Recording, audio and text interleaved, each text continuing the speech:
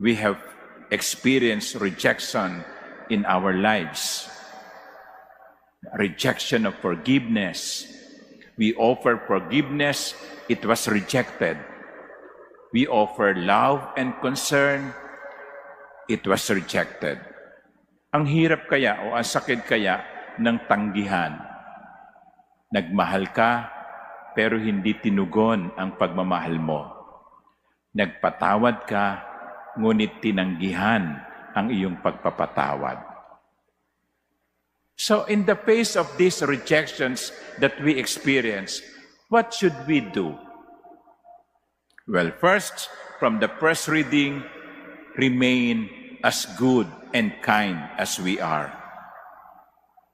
The Lord in the first reading said, I will not give vent to my blazing anger. I will not destroy Ephraim, for I am God and not man.